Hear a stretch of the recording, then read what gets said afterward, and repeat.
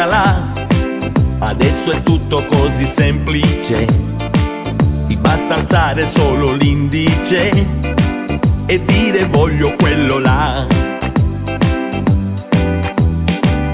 Baccalà, un alimento indispensabile per quella cosa molto instabile che punta sempre verso là.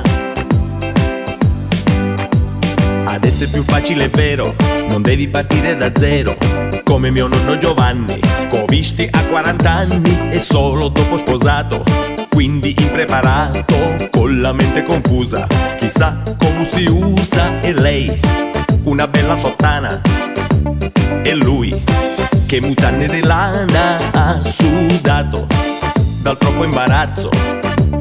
E ora dimmi che faccio, ma che notte del cazzo.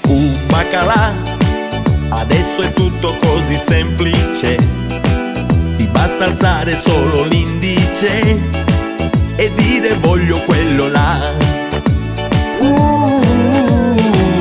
Baccalà, un alimento indispensabile per quella cosa molto instabile che punta sempre verso là.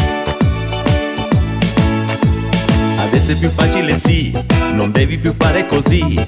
Di giorno conosci una tipa, di notte si fuma la pipa, ti senti felice e beato, ma a volte ci resti fregato e dopo qualche mesino ti vedi spuntare un bambino.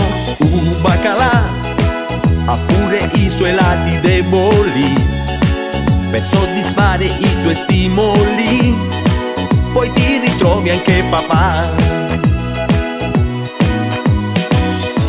C'è quello bello fresco, lo mangio e dopo esco, c'è quello un po' passato come è stato chi lo sa, il resto va da sé, attento sai perché non è una storia sempre a lieto fine. Baccalà, adesso è tutto così semplice, ti basta alzare solo l'indice e dire voglio quello là. Baccalà, un alimento indispensabile per quella cosa molto instabile che punta sempre verso là, col chiodo fisso sempre là, che punta all'eternità.